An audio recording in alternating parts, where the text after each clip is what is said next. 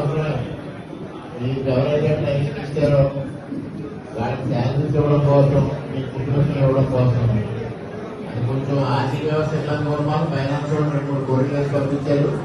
ఒక వారం 10 రోజులు సాల్వ్ చేస్తాను అన్నాడు. 10 రోజుల క్రితం శివకుమార్ గారు విషయం చెప్పారు. అదే రోజు నేను కూర్చునే ఎంపీడీ ఆఫీస్ నుంచే ఆ రోజు మాట్లాడాను.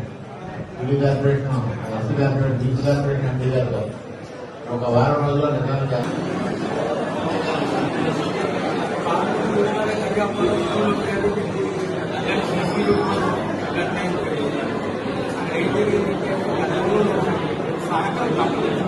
రాజుగారికి ఇచ్చారు. అలా కంటిన్యూ తీసుకోవడం వల్ల మనం ప్లేస్ అయిపోతుంది. ఎన్నో ప్లేస్ ఉంది అని చెప్పి డైరెక్ట్ వెళ్తే కలవ పెట్టి డైరెక్ట్ వెళ్ళిపోతే ఎవరో ఇంకా 6 కళల్లోకి కూడా లారీని కూడా తిరగడానికి అవకాశం ఉంది.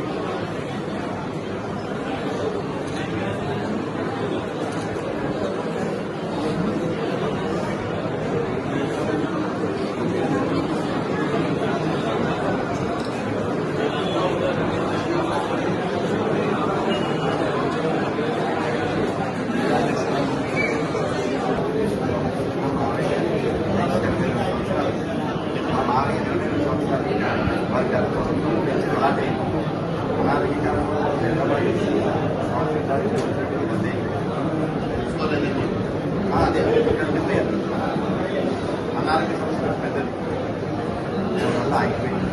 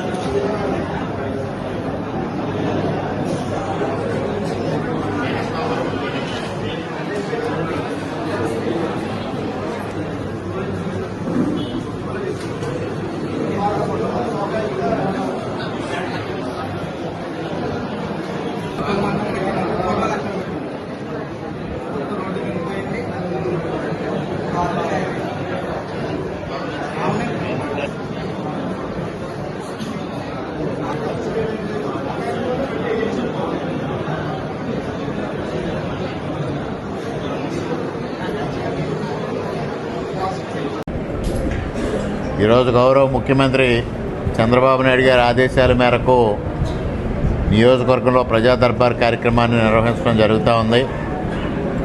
ఈరోజు ఉదయం 10 గంటల సమయంలో ఈ ప్రజా దర్బార్ని ప్రారంభించడం జరిగింది.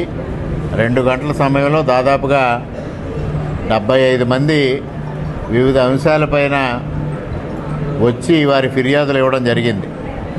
మరి 4 మండలాలకు సంబంధించిన అధికారులందరూ కూడా ఇక్కడ అందుబాటులో ఉన్నారు. వెనువెంటనే వాటిని అధికారుల దృష్టికి తీసుకెళ్ళడం, అదేవిధంగా వీటిని ఎవరైతే ఫిర్యాదుదారులు ఇచ్చారో వారు ఎక్కడైతే ఇక్కడ ముఖ్యమంత్రి గారి ఆదేశాల మేరకు P4కి సంబంధించిన స్టాఫ్ ఉన్నారో వారు రిజిస్టర్ చేయడం కూడా జరుగుతూ ఉంది. ప్రధానంగా గత ప్రభుత్వ హయాంలో జగనన్న రీసర్వే పేరుతో రైతులకి జరిగిన ఇబ్బందులకు సంబంధించి రీసర్వేకి సంబంధించిన ఫిర్యాదులు అతి ఎక్కువగా ఉన్నాయి. అదేవిధంగా కొన్ని చోట్ల కరెంటు స్తంభాలు కావాలనేది కూడా అనేక చోట్ల నుంచి వచ్చింది. గత నెల రోజుల క్రితం నుంచి ఈ నియోజకవర్గంలో క్యాడర్ కొత్త నల్లమిల్లి అనే కార్యక్రమం ద్వారా వచ్చినప్పుడు కూడా ఎక్కువ ఈపీడీసీలకు సంబంధించిన సమస్యలు వచ్చినాయి.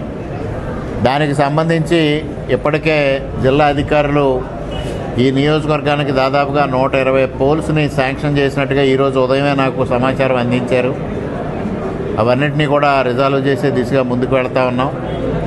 అదేవిధంగా మరొక ప్రధానమైన అంశం ఏంటంటే ఎన్టీఆర్ భరోసా పెన్షన్లు కావాలనేది ఒకటి, వికలాంగుల పెన్షన్లు కావాలనేది ఒకటి కూడా చాలా ఎక్కువ సంఖ్యలో రావడం జరిగింది. ఇంకొక ప్రధానమైన ఆసక్తికరమైన అంశం ఈ అనపత్తికి సంబంధించి ఏంటంటే గత ప్రభుత్వ హయాంలో వైసీపీ నాయకులు ఆక్రమణలకి ఏదైతే పాల్పడ్డారో ఆ ఆక్రమణలను తొలగించమని కూడా పెద్ద ఎత్తున ఫిర్యాదులు రావడం జరిగింది. దాంట్లో ప్రధానంగా జీబీఆర్ కళాశాలకు సంబంధించి ఏదైతే ఆక్రమణలు ఉన్నాయని గతంలో కొంతమంది ఫిర్యాదు చేస్తే అధికారులు సర్వే చేసి అక్కడ ఆక్రమణలు ఉన్నాయని గుర్తించి వారికి ఆక్రమణలు తొలగించమని ఇప్పటికే 3 నోటీసులు జారీ చేయడం జరిగింది. దాదాపుగా 4 నెలల వ్యవధి కూడా ఇవ్వడం జరిగింది. అయినప్పటికీ కూడా వారు అనారోగ్య కారణాలు చూపించి దాన్ని వాయిదా వేయడం జరుగుతూ ఉంది. మనకు తెలుసు, గత 3 సంవత్సరాలుగా యనపత్తి ప్రాంతంలో అందరికీ తెలుసు, జీబీఆర్ కళాశాల కరెస్పాండెంట్ గారు అనారోగ్య కారణాలతో హైదరాబాదులో ఉంటున్నాను అని ఒక సాకుతో ఇక్కడ చెప్పి తప్పించుకుంటా ఉన్నారనే సంగతి తెలుసు. వారు అప్పుడప్పుడు చాలా సౌకర్యవంతంగా హైదరాబాద్ నుంచి ఫ్లైట్లో కానీ కారులో కానీ అనపర్తి పర్యటించి వెళ్ళడం కూడా నా కళ్ళారా నేను కూడా చూశాను. అయినప్పటికీ కూడా వారు నాకు అనారోగ్యంగా ఉంది, ఆరోగ్య శాఖకు సంబంధించి లేకపోతే హాస్పిటల్కి సంబంధించి డాక్టర్స్ ప్రయాణం చేయొద్దు అని చెప్తా ఉన్నారు. నేను ప్రధానంగా కోరేది ఒకటే, మీరు 3 సంవత్సరాలు ఇక్కడ లేకపోయినా మీ కాలేజీ యాజమాన్యం ఎక్కడా ఆటంకం లేకుండా రెగ్యులర్ కార్యక్రమాలు కాలేజీకి సంబంధించి అడ్మినిస్ట్రేషన్ జరుగుతూ ఉంది. ఆ అడ్మినిస్ట్రేషన్ జరుగుతూ ఉన్నప్పుడు ఇక్కడ ఆక్రమణలు తొలగించడానికి మాత్రం మీ ప్రజెన్స్ అవసరం ఎందుకు ఉందో ఎవరికీ అర్థం కాదు. అయినప్పటికీ మీరిచ్చిన అభ్యర్థనను పరిశీలించి అధికారులు మీకు సమయం ఇస్తానే వెళ్తున్నారు. ఇవాళ ఆ ప్రాంతానికి చెందిన కొంతమంది ఒకటే ప్రశ్న వేస్తూ ఉన్నారు.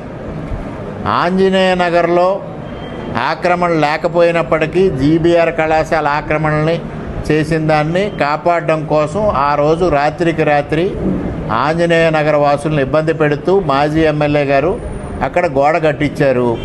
మరి ఈరోజు ప్రభుత్వం ఎందుకు చర్యలు తీసుకోవటం లేదో ప్రశ్న లేవనెత్తారు. అది చాలా సహేతుకం. నేను సంబంధిత అధికారుల్ని, కలెక్టర్ గారిని, ఆర్డీఓ గారిని అడ్రస్ చేసి సత్వరమే ఒక నిర్ణయం తీసుకోమని కోరాను. మరొక ప్రధానమైనది ఏంటంటే, ఎక్కడైతే పాత ఊరిలో ఇప్పుడు చిన్న బాపనమ్మ అని ఒక బాపనమ్మ తల్లిని పెట్టి అక్కడ కొత్త అమ్మవారు రాకుండా అనేక రకాలుగా పంచాయతీ స్థలాన్ని ఇబ్బంది పెడుతున్నారో ఆ స్థలం పంచాయతీ స్థలం అన్యాక్రాంతం అవుతుంది, దాన్ని పంచాయతీ అవసరాలకు వినియోగించితే బాగుంటుందని ఒక సలహా ఇస్తూ ఒక నాయకుడు రిప్రజెంటేషన్ ఇచ్చారు. దానిపైన కూడా అధికారులకు సూచించడం జరిగింది. మరొక ప్రధానమైనది ఏంటంటే, ఆంధ్రా బ్యాంక్ వీధి ఏదైతే ఉందో, ఆంధ్రా బ్యాంక్ వీధి పూర్వం చాలా విశాలంగా ఉండేది, అది ఆక్రమణకు గురైంది. ఇప్పుడు ప్రస్తుతం ఉన్న గాంధీ బొమ్మ జంక్షన్ నుంచి చివర ఐఎల్టీడీ ఏదైతే